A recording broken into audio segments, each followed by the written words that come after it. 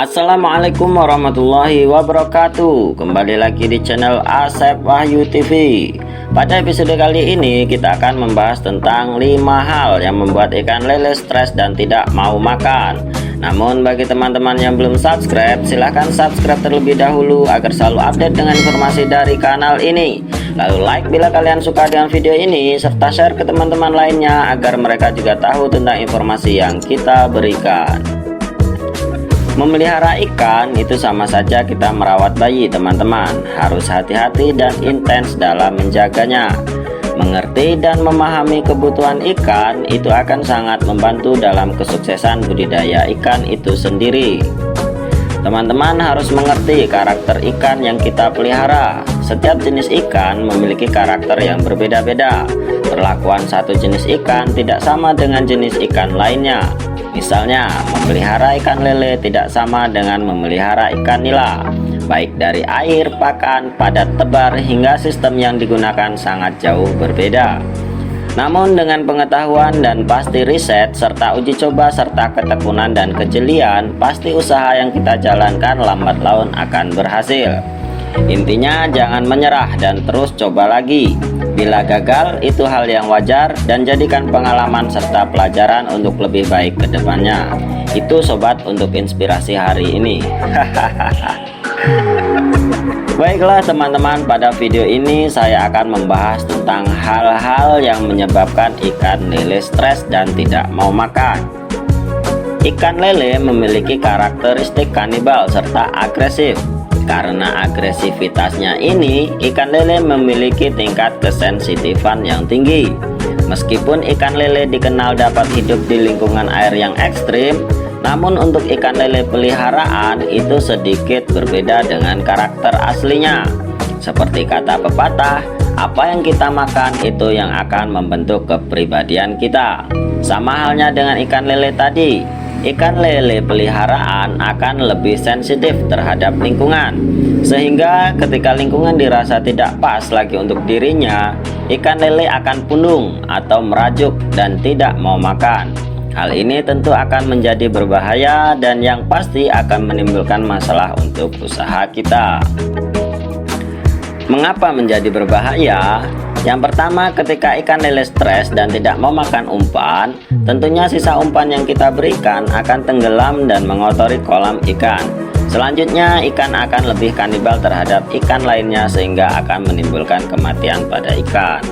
Nah, sebagai pemelihara dan pengusaha yang tentunya tidak mau rugi, kita harus lebih memahami beberapa hal yang dapat membuat ikan stres. Di antaranya, yang pertama, kepekatan air kolam yang tinggi. Kepekatan dapat ditimbulkan oleh banyaknya alga dan flop yang tumbuh, atau bahkan disebabkan oleh kotoran ikan serta sisa makanan yang terlalu banyak. Hal ini bisa membuat ikan stres karena kekurangan oksigen terlarut, sehingga ikan akan mengambang ke permukaan dan menggantungkan badannya untuk bernafas. Kondisi ini menyebabkan ikan tidak mau makan dan agresivitasnya berkurang. Cara mengatasi masalah ini cukup mudah teman-teman. Cukup mengganti air 30-50% saja. Ingat, jangan diganti semuanya sebab ikan lele akan kesulitan beradaptasi lagi dengan lingkungan air yang baru dan pasti akan memperpanjang masa stresnya lagi. Yang kedua adalah pH terlalu rendah ataupun terlalu tinggi. pH air meningkat atau menurun itu dapat disebabkan oleh beberapa hal.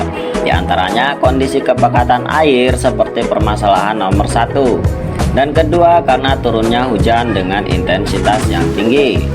Untuk permasalahan karena kepekatan air, solusinya sama dengan permasalahan nomor 1. Dan untuk yang disebabkan dengan air hujan, teman-teman cukup menaburkan garam untuk menetralkan pH air. Untuk bagaimana solusi mengatasi air hujan, teman-teman bisa menonton video yang membahas tentang air hujan dalam channel ini. Silahkan acak-acak sampai teman-teman tonton semuanya. Dan yang pasti jangan lupa subscribe, karena subscribe itu gratis teman-teman. Yang ketiga, suhu terlalu tinggi atau terlalu rendah. Hal ini disebabkan oleh intensitas cahaya matahari yang tinggi ataupun rendah. Terutama ini sangat berpengaruh bagi kita yang menggunakan kolam terpal atau beton. Solusinya, ketika air terlalu dingin, selain menebar garam, lakukan aerasi serta menambahkan air dari sumber lain seperti sumur.